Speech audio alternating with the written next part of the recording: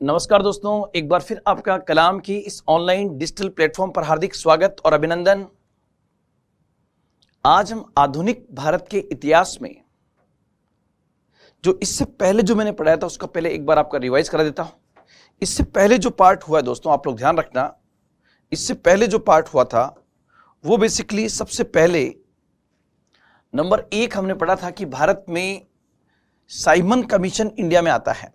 सबसे पहला पॉइंट कि इंडिया में साइमन कमीशन आता है और साइमन कमीशन का मेन ऑब्जेक्ट क्या था? तो साइमन कमीशन का मेन ऑब्जेक्ट था 1919 के अधिनियम की समीक्षा करना।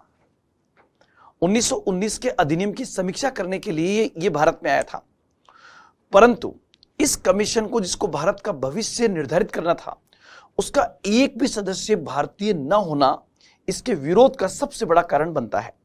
और इस क्रम में जब भारतीय लगातार विरोध कर रहे थे, तब उस समय के भारत सचिव लॉर्ड बिर्किनहेड ने चैलेंज कर दिया कि अगर आप कोई कानून बना के दिखा सकते हो तो आप दिखाइए, हम उसे स्वीकार कर लेंगे। शर्त केवल इतनी है कि जो कानून आप बनाएं उस पर आप सभी सहमत होने चाहिए।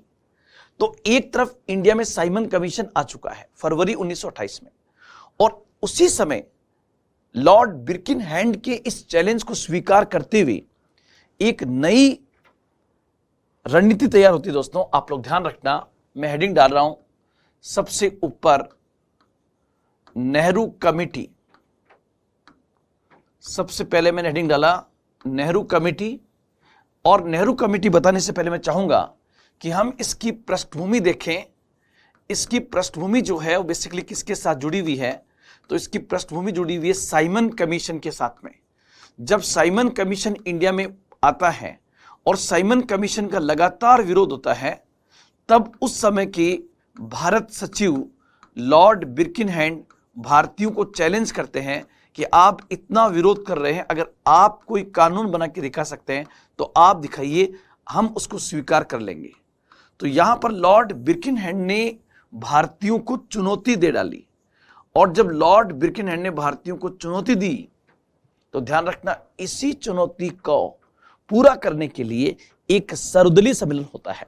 ध्यान रखना, इसको हम कहते हैं सर्वदलीय सम्मेलन, जिसको हम कहेंगे ऑल पार्टी कॉन्फ्रेंस, सर्वदलीय सम्मेलन। और यह सर्वदलीय सम्मेलन कब हुआ दोस्तों? तो आप लोग ध्यान रखना, यह बेसिकली 12 फरवरी 1928 को हुआ था, जबकि 3 फरवरी 1928 को साइमन कमीशन भारत में आता है।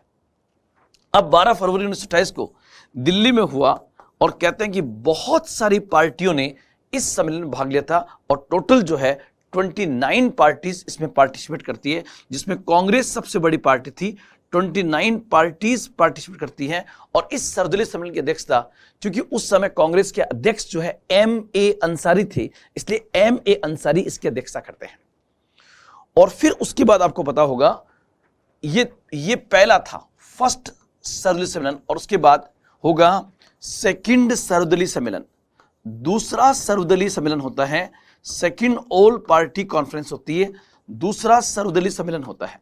और जो सेकंड ऑल पार्टी कॉन्फ्रेंस होती है दोस्तों, ध्यान रखना, ये कहां पर हुई?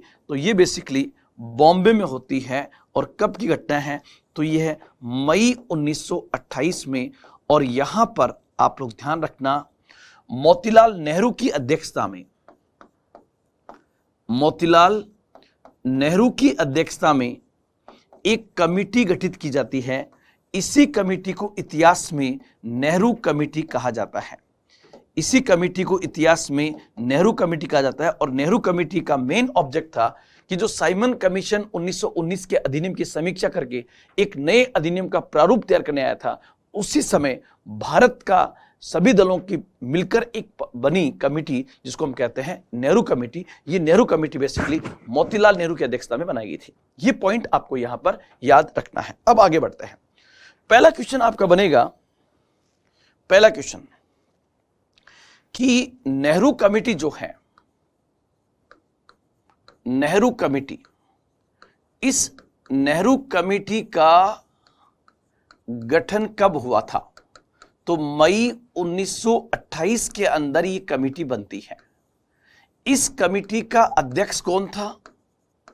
तो इसका अध्यक्ष जो है ML नेहरू, जो जवाहरलाल नेहरू के फादर थे, उनको इसका अध्यक्ष बनाया गया था। और इसमें अन्य सदस्य कौन थे? तो आप लोग ध्यान रखना, इस कमिटी के अदर मेंबर, सबके नाम नहीं लिखूंगा, लेकिन जो इंपॉर्टेंट है, जैसे GR प्रधान इस कमिटी के सदस्य थे, GR प्रधान। और इसके अलावा कुछ और लोगों के नाम भी आप लोग याद करना, जैसे सर तेज बहादुर सप्रू, सर तेज बहादुर सप्रू जो बहुत बड़े एक्सपर्ट थे इसके अंदर, सर तेज बहादुर सप्रू। अली इमाम, अली इमाम, MS अनी, MS अनी। इसके अलावा आप लोग ध्यान रखना, शोएब कुरैशी, शोएब कुरैशी जैसे लोग इस कमिटी में शामिल थे। Shoaib Qureshi, MR Jayakar, NM Joshi, MR Jayakar, NM Joshi, ये बेसिकली इसके मेंबर थे। और दोस्तों ध्यान रखना, ये कमिटी बहुत जल्दबाजी में अपना काम करती है और 10 अगस्त 1928 को, 10 अगस्त 1928 को ये कमिटी अपनी रिपोर्ट दे देती है। 10 अगस्त 1928 को ये कमिटी अपनी रिपोर्ट दे देती है। और अपनी रिपोर्ट कहां पर देती है? तो 10 अगस्त 1928 को ये कमिटी अपनी रिपोर्ट देती है, कहां पर? लखनऊ के अंदर।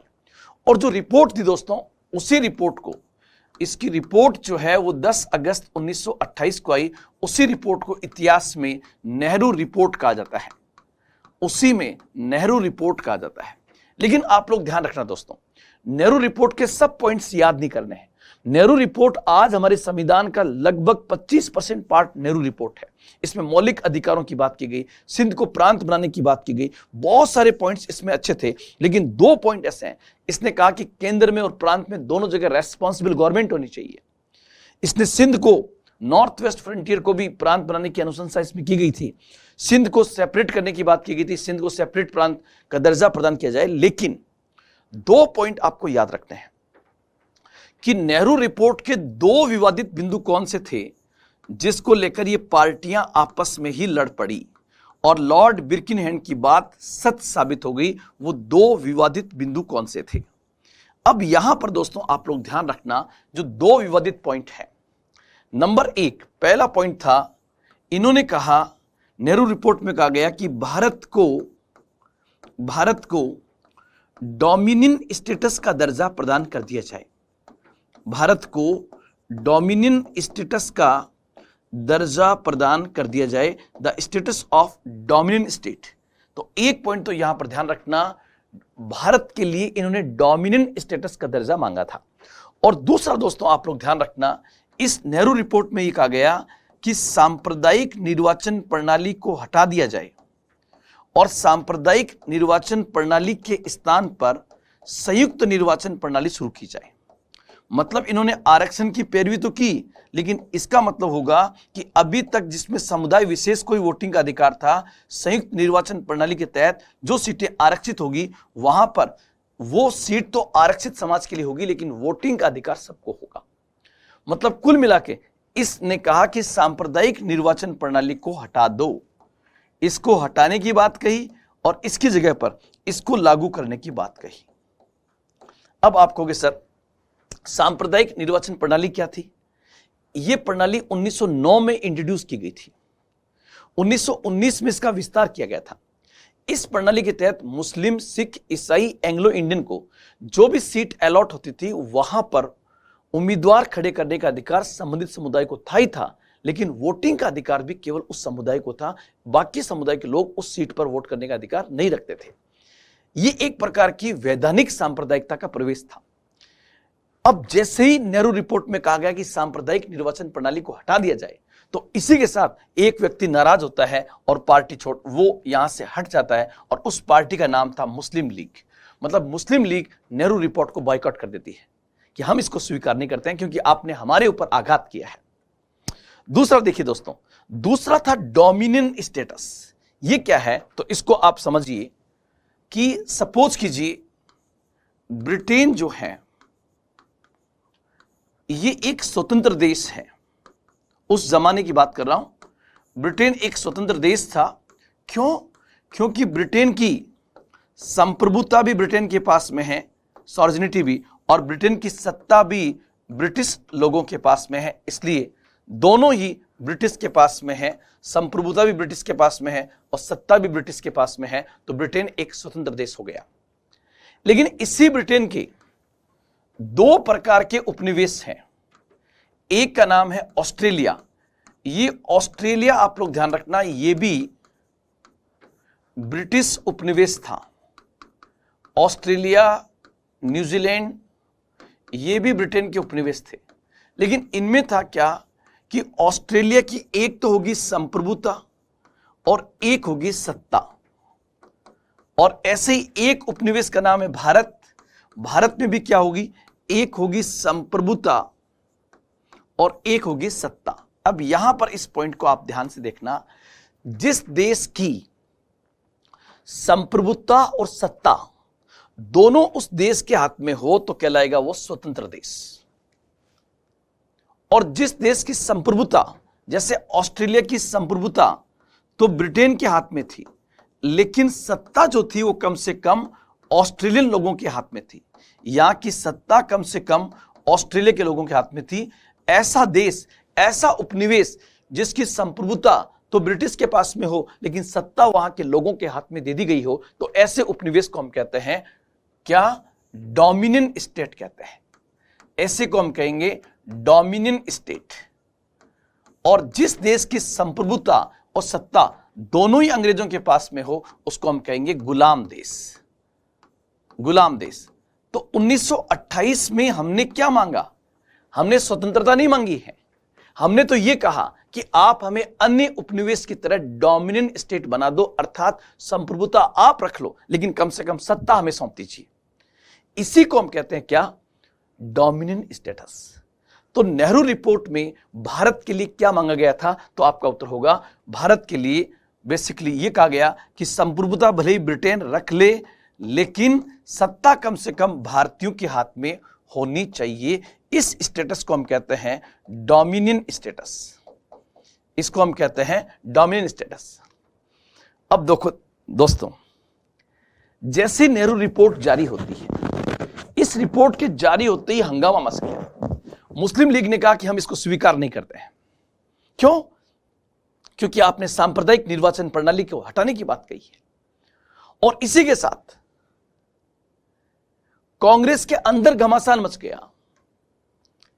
और मोतीलाल नेहरू का विरोध किसी और ने नहीं किया, बल्कि मोतीलाल नेहरू का विरोध खुद उनके बेटे जवाहरलाल नेहरू ने कहा। और जवाहरलाल नेहरू ने कहा कि पिताजी ये क्या मांग लिया आपने? अब वक्त डोमिनियन स्टेट का नहीं है, अब वक्त आजादी का है। मतलब यहीं से आप लोग ध्यान रखना, जवाहरलाल नेहरू भारतीय राजनीति में अचानक एक बड़े शीर्ष पे आएगा। 1928 में कांग्रेस के अध्यक्ष थे शुरुआत में एम अंसारी और दिसंबर में बन जाएंगे मोतीलाल नेहरू। लेकिन 1929 आते आते कांग्रेस के अध्यक्ष जो है वो बन जाते हैं कौन? जवाहरलाल नेहरू।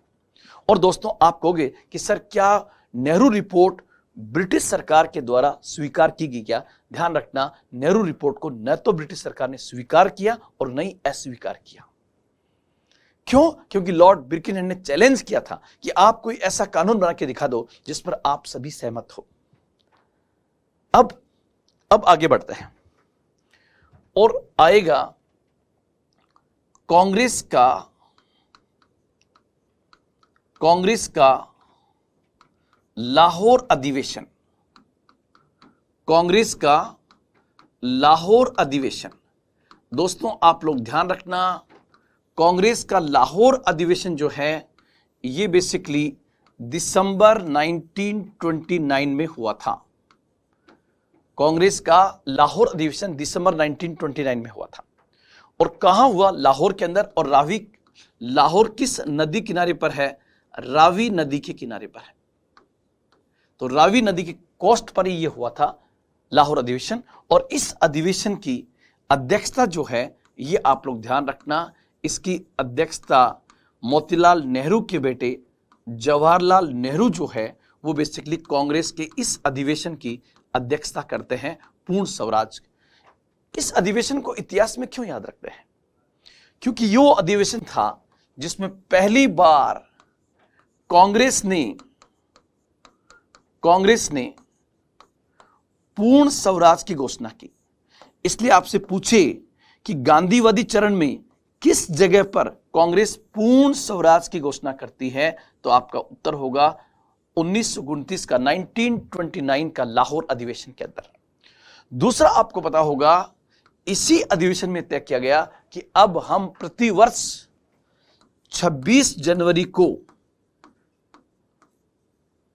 और चूंकि यह अधिवेशन चलते चलते दिसंबर से जनवरी आ गया था, तो 26 जनवरी 1930 को प्रथम स्वतंत्रता दिवस मनाया गया था। और देश की आजादी तक आप लोग ध्यान रखना, हम हर साल 26 जनवरी को स्वतंत्रता दिवस मनाते रहे। और जब 26 जनवरी को याद रखने के लिए 26 जनवरी 1950 को हमने हमारा संविधान को संपूर्ण रूप से लागू किया गया था, इसलिए आज की तारीख में तो हम 26 जनवरी को गणतंत्र दिवस के रूप में मनाते हैं। लेकिन आजादी से पहले हम इसे किस रूप में मनाते थे? स्वतंत्रता दिवस के रूप में इसको मनाया जाता था। तो ये पॉइंट्स आप लोग दोस्तों यहां पर बहुत अच्छे से आपको याद रखनी है कि इसके इंपॉर्टेंट पॉइंट्स क्या थे। इंपॉर्टेंट पॉइंट्स आपके ये वाले होंगे 26 जनवरी 1930। और ध्यान रखना एक और पॉइंट, इसी अधिवेशन में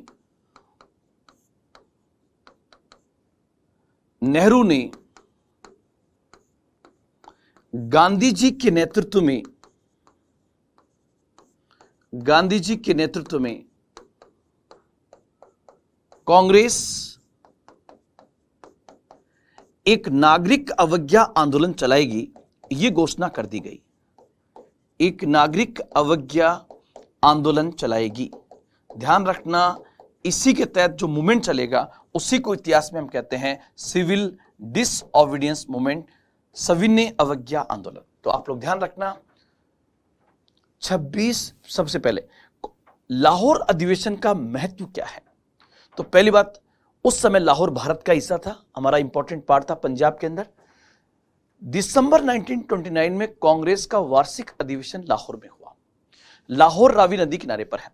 इस अधिवेशन की अध्यक्षता जवाहरलाल नेहरू के द्वारा की गई थी। इस अधिवेशन में 3 इंपॉर्टेंट निर्णय हुए।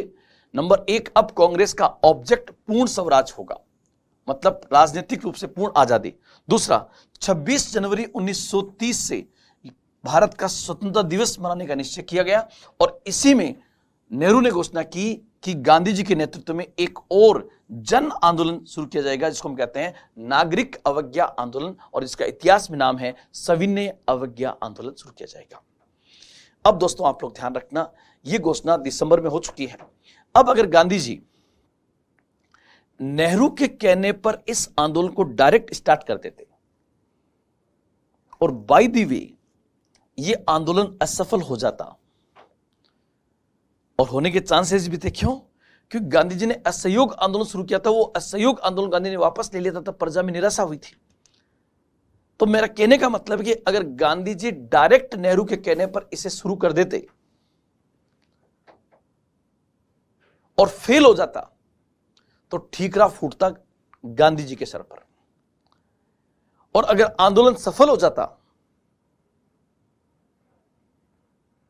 तो फिर नेहरू को क्रेडिट मिलता कि भाई नेहरू की अध्यक्षता में ऐसा हुआ। इसलिए गांधी जी ने डायरेक्ट नेहरू के कहने पर इस आंदोलन को शुरू नहीं किया, बल्कि गांधी क्या करते हैं, पहले 11 मांगे रखते हैं। उसी को हम इतिहास में कहते हैं गांधी जी की 11 सूत्री मांगी। गांधी जी की 11 सूत्री मांगे, 11 points program of Gandhi. Gandhi की 11 सूत्री मांगे। यहां पर जो पॉइंट आपको याद रखना है वो ये रखना है कि गांधी जी ने ये 11 पॉइंट्स प्रोग्राम जो है कब रखा था, तो आप लोग ध्यान रखना 31 जनवरी 1930 को गांधी ये 11 मांग रखते हैं। और गांधी जी की रणनीति को समझना, ये 11 मांगे ऐसी होगी जो समाज के लगभग सभी वर्गों से जुड़ी होगी, किसान से, आम भारतीय परिवार से, व्यापारी से, महिला से, राजनीतिक परिवारों से, हर से जुड़ी हुई होगी। और गांधी जी 11 ऐसे डिमांड रखेंगे जिसको इरविन स्वीकार नहीं कर सकता। इरविन उस समय का वाइसरॉय था।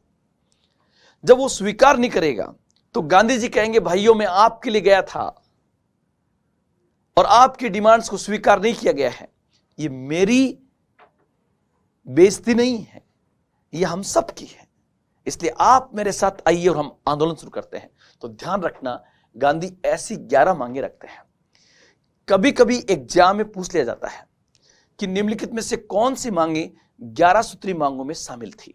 तो मैं यहां पर केवल नाम लिखूंगा, एक एक पॉइंट, और फिर मैं डिस्क्राइब कर दूंगा बाद में इसको। देखो आप, सबसे पहले ये 11 मांगे कौन कौन सी थी, 11 पॉइंट्स कौन से थे।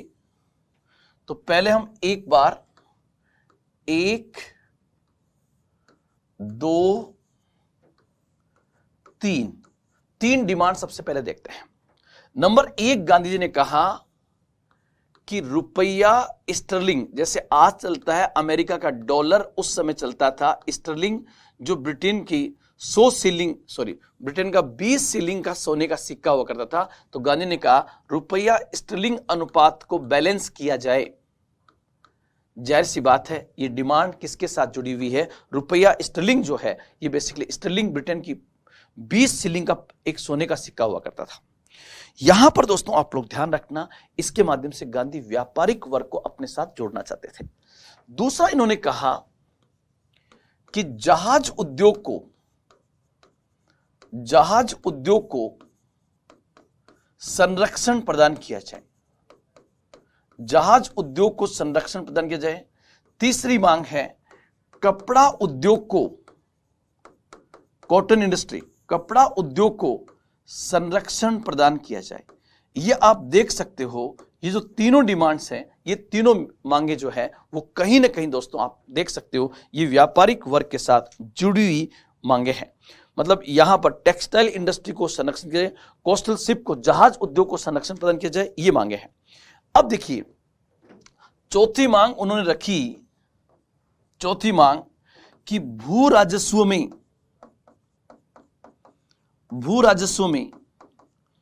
50% की कटौती की जाए।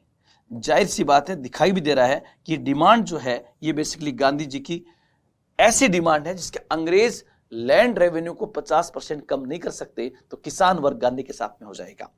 साथ ही साथ इन्होंने कहा नमक पर कर एवं उपयोग के लिए नमक पर कर समाप्त किया जाए और उपयोग के लिए नमक बनाने का अधिकार दिया जाए। नमक बनाने का अधिकार दिया जाए। ये दोस्तों एक ऐसी मांग है, क्योंकि नमक चाहे गरीब हो, अमीर हो, शहरी हो, पुरुष हो, महिला हो, पूंजीपति हो, जमींदार हो, हर कोई नमक खाता है। इसलिए आगे चलकर गांधी इन 11 मांगों में से किस एक डिमांड को सेंट्रल डिमांड बना देंगे, तो होगा नमक की मांग को सेंट्रल डिमांड बनाएंगे। साथ ही साथ इन्होंने कहा कि जो उच्च सेवाएं हैं, हायर सर्विसेज, उच्च सेवाओं के वेतन भत्तों में कटौती की जाए। यह बात भी गांधी यहां पर कहते हैं कि उच्च सेवाओं के वेतन भत्तों में कटौती की जाए। और यह कटौती दोस्तों ध्यान रखना कि लगभग 50% की मांग की गई कि 50% इसको कम कर दिया जाए। साथ ही साथ इन्होंने कहा कि भारतीयों को उनकी सुरक्षा के लिए,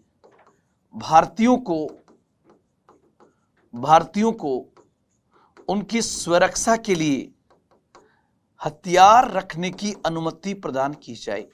वेपन्स की मांग की है। देखो, अहिंसात्मक गांधी कहीं ना कहीं हिंसा को बात कर रहे हैं, तो यह भी ध्यान रखना। और एक इन्होंने कहा कि राजनीतिक कैदियों को रिहा किया जाए। पॉलिटिकल प्रिजनर्स, राजनीतिक कैदियों की रिहाई की जाए। एक इन्होंने कहा कि सीआईडी में रिफॉर्म्स किए जाएं। सीआईडी क्रिमिनल इन्वेस्टिगेशन डिपार्टमेंट था, सीआईडी में रिफॉर्म्स किया जाए। ये 9 मांगे आपके सामने हैं। और इसके अलावा ये कहा कि नशीली वस्तुओं पर प्रतिबंध लगाया जाए। 10वीं मांग है क्या? नशीली वस्तुओं पर प्रतिबंध लगाया जाए। ये भी एक इंपॉर्टेंट डिमांड यहां पर थी, नशीली वस्तुओं पर प्रतिबंध लगाया जाए। आप देख सकते हो कि 10 भारी भरकम मांगे यहां पर आपको दिखाई दे रही है।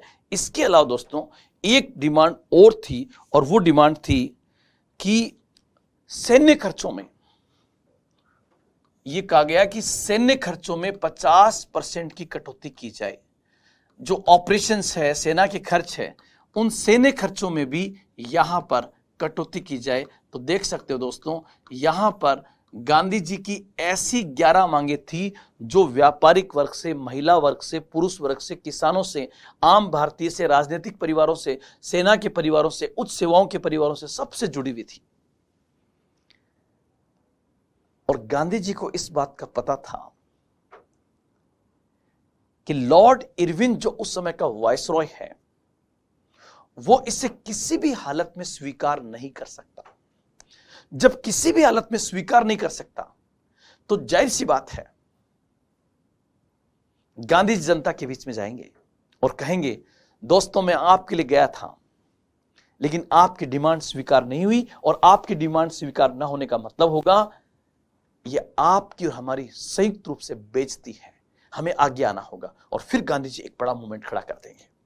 इस क्रम में सबसे पहले मैं आपको बताना चाहूंगा, वो जिस मूवमेंट को शुरू करते हैं दोस्तों, उसी मूवमेंट को हम इतिहास में कहते हैं सविनय अवज्ञा आंदोलन।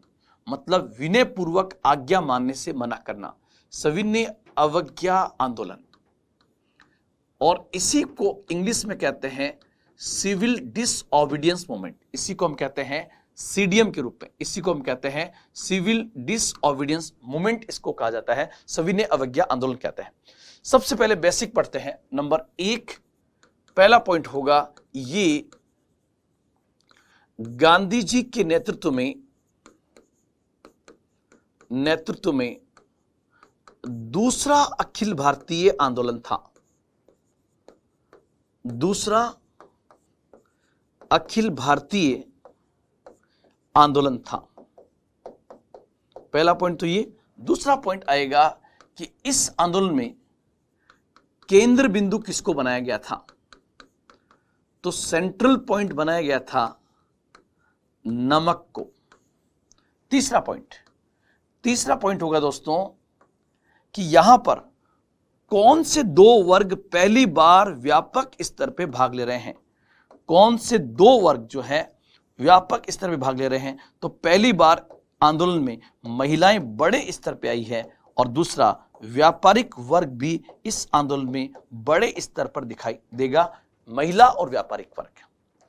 लेकिन इस आंदोलन को शुरू करने से पहले आपको पता होगा गांधी जी एक यात्रा करते हैं। उसी यात्रा के साथ जो है इस आंदोलन की शुरुआत होती है। उस यात्रा को हम कहते हैं दांडी यात्रा। उसी यात्रा को हम कहते हैं दांडी यात्रा।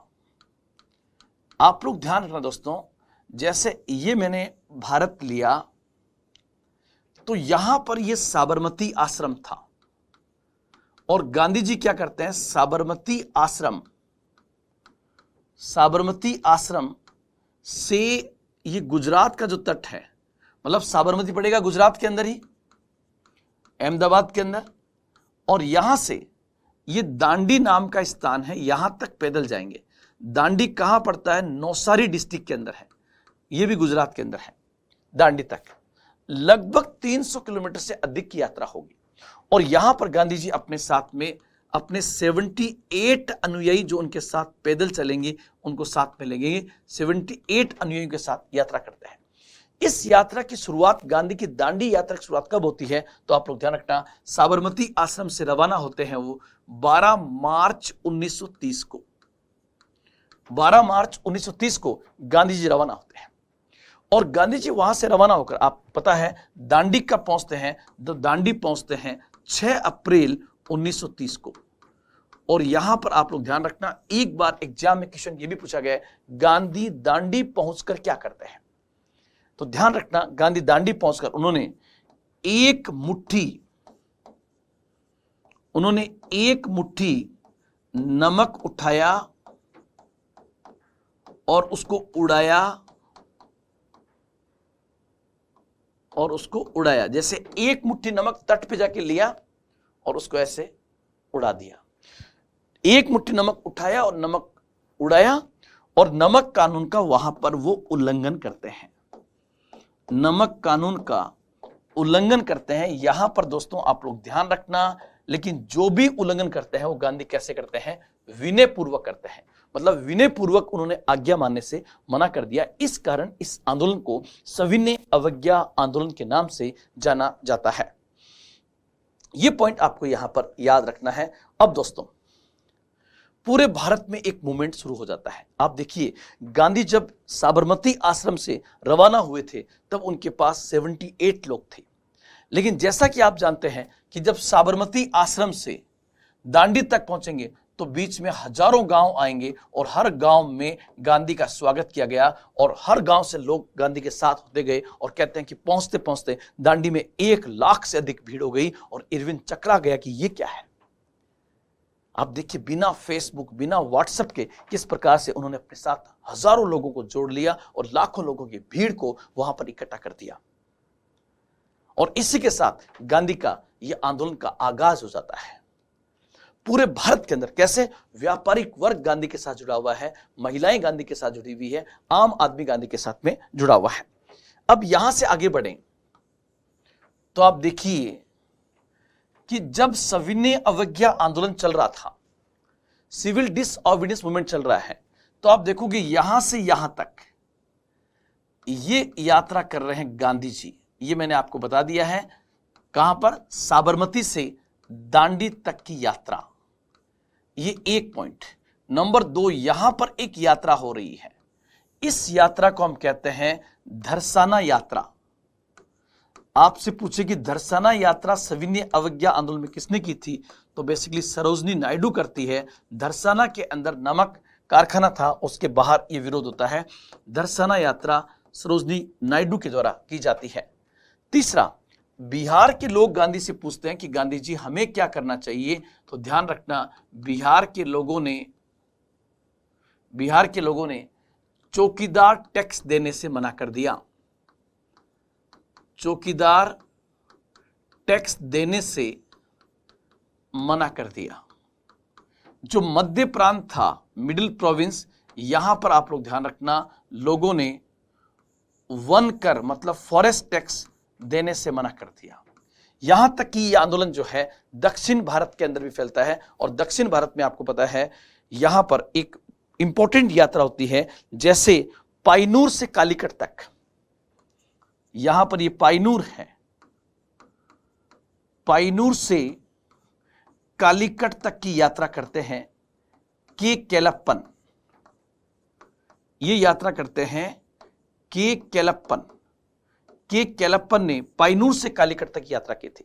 जबकि आपको पता, दक्षिण भारत के एक और बहुत बड़े लीडर थे जिनका नाम था सी राजगोपालाचारी। सी राजगोपालाचारी भी यहां पर अपनी भूमिका अदा करते हैं, और वो कहां से कहां तक यात्रा करते हैं दोस्तों, ये एक बार एग्जाम में पूछा गया है। तो यहां पर आप देखना, राजगोपालाचारी जो दक्षिण भारत के बहुत बड़े नेता थे, वो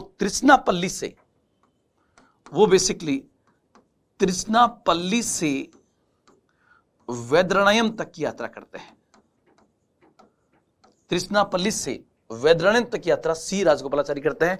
पाइनूर से कालीकट तक की यात्रा के केलप्पन करते हैं। और इधर आप देखोगे तो यहां पर यह था पेशावर। पेशावर कहां पड़ेगा दोस्तों, उत्तर पश्चिमी सीमा प्रांत जो आज पाकिस्तान के अंदर है। यहां पर एक बहुत बड़े नेता थे, नाम था खान अब्दुल गफ्फार खान। और आप लोग ध्यान रखना दोस्तों, खान अब्दुल गफ्फार खान को इतिहास में किस नाम से जानते हैं, तो खान अब्दुल गफ्फार खान को सीमांत गांधी के नाम से जाना जाता है। और सीमांत गांधी ने गांधी जी का साथ देने के लिए जिस संगठन को बनाया था उसका नाम था खुदाई खिदमतगार। खुदाई खिदमतगार मतलब खुदा के सेवक, और ये लोग जो है लाल कुर्ता पहनते थे, इसलिए इन्हें लाल कुर्ता दल भी कहते हैं। और इन्होंने उत्तर पश्चिम भारत में गांधी जी का साथ देने में बहुत बड़ी भूमिका अदा की थी। ये पॉइंट आपको यहां पर ध्यान में रखना है। इसी क्रम में आप देखिए उस समय नॉर्थ ईस्ट के अंदर भी आग भड़कती है, और नॉर्थ ईस्ट में नागालैंड के अंदर एक लड़की होती है मात्र 13 वर्ष की। उस लड़की का नाम होता है गिडालियू, और यह लड़की क्या करती है, अंग्रेजों का विरोध करती है। तो इस लड़की को जेल में डाल दिया जाता है, और आजादी तक की लड़की जेल में रहती है। 1947 में जब देश आजाद हुआ तो नेहरू इस लड़की को आजाद करते हैं और इसको रानी की उपाधि प्रदान करते हैं। तो नाम हो जाता है रानी गिडालियू, रानी गिडालियू। तो आप देख सकते हो सविनय अवज्ञा आंदोलन का प्रसार जो है वो व्यापक स्तर पे होता है, व्यापक स्तर। केरल के अंदर, तमिलनाडु के अंदर, नागालैंड के अंदर, उत्तर पश्चिमी सीमा प्रांत के अंदर, पंजाब के अंदर, मध्य प्रांत, बिहार, हर जगह आंदोलन शुरू हो जाता है। इसलिए ये असहयोग आंदोलन से भी एक कदम आगे निकल जाता है। ये जो है नॉन कोऑपरेशन मूवमेंट से भी आगे निकल जाता है। अब जब ये आगे निकलता है तो इसके आगे कहानी हमें पढ़नी जरूरी है। अब एक तरफ सविनय अवज्ञा आंदोलन चल रहा है, इसी समय आपको पता होगा, मैं वापस थोड़ा सा आपको वापस पीछे लेके जाता हूं। और दोस्तों आप लोग ध्यान रखना, साइमन कमीशन का नाम आपने सुना होगा। साइमन कमीशन, इस साइमन कमीशन की नियुक्ति जो है, साइमन कमीशन की नियुक्ति जो है ये 1927 में होती है। साइमन कमीशन भारत आता है 3 फरवरी 1928 को। 1928 में कमीशन भारत में आता है, और जब साइमन कमीशन का विरोध हो रहा होता है तो उसी समय लॉर्ड बिर्किनहेड चैलेंज करता है कि आप में दम हो तो आप बना लो। तो हमने नेहरू कमेटी बनाई, नेहरू कमेटी से नेहरू रिपोर्ट आई, और इधर साइमन कमीशन चुपचाप अपना काम करता रहता है।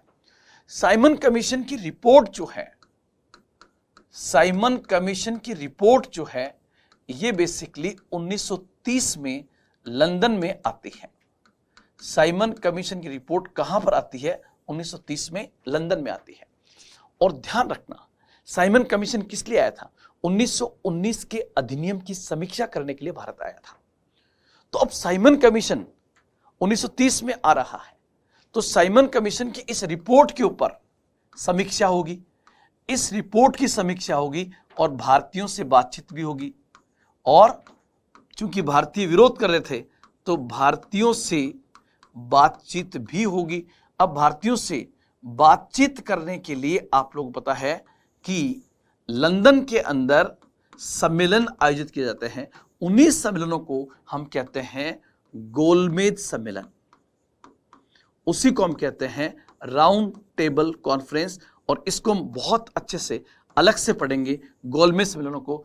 फर्स्ट, सेकंड और थर्ड, ये 3 होते हैं 1930, 1931 और 1932।